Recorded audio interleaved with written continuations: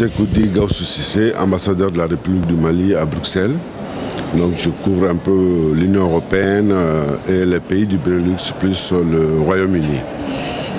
La journée aujourd'hui de table ronde sur comment organiser le retour des migrants était une bonne réunion, une bonne table ronde qui a permis de faire des constats, des diagnostics assez importants. Parmi ces diagnostics, c'est de dire que le retour forcé ne marche pas toujours et qu'il faut s'interroger sur d'autres voies qui puissent permettre d'accompagner le migrant dans son retour. Parce que jusqu'à présent, tous les résultats démontrent que le migrant retour forcé est un échec. Un échec pour le pays de départ, un échec également pour le pays d'accueil. Donc c'est pourquoi nous allons continuer à poursuivre le dialogue avec l'Union européenne pour explorer toutes les pistes qui permettent d'organiser mieux le retour des migrants dans les pays d'origine.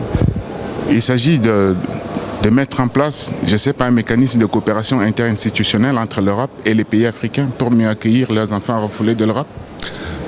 En fait, il y a plusieurs instruments sur lesquels la réflexion va se poursuivre. D'abord, le premier élément des conclusions, c'est de mutualiser les efforts.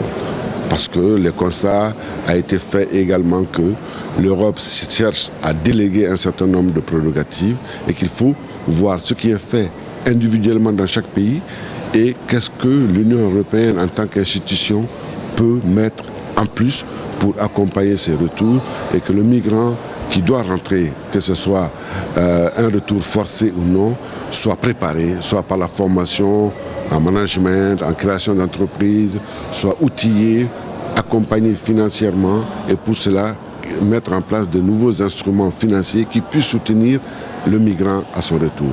Et à ce niveau également, impliquer les États des pays d'origine qui puissent être là dans l'accompagnement. Dernière question, dans l'œuvre de Sembène Ousmane, il y a ce Sénégalais qui rentre de l'Europe et qui n'est même plus accepté par sa société. Est-ce que vous pensez qu'aujourd'hui, la réflexion que vous avez menée peut permettre même aussi à la société africaine de mieux accueillir ces enfants qui sont refoulés d'Europe? Je pense que sur ce plan, il y a des efforts énormes à faire de part et d'autre. D'abord d'un point de vue sociologique et culturel de nos propres pays, parce que le migrant est un investissement pour sa communauté, pour sa famille, pour sa tribu. Donc s'il retourne, c'est un échec. Donc comment faire en sorte que cet échec soit transformé en un essai de réussite? C'est pourquoi l'accompagnement au retour permettra de sensibiliser davantage les populations que lorsque un migrant rentre, ce n'est pas forcément une question d'échec. C'est pourquoi j'ai suggéré que les retours soient aussi des retours volontaires, mais de migrants ayant réussi en Europe, qui puissent être un outil de communication pour démontrer qu'on peut aller en Europe, réussir, rentrer, on peut aller en Europe, être en échec, retourner ce choix et ouvrir une nouvelle piste pour réussir sa vie. Monsieur l'ambassadeur, en attendant de vous rencontrer en Afrique, merci. Merci à vous.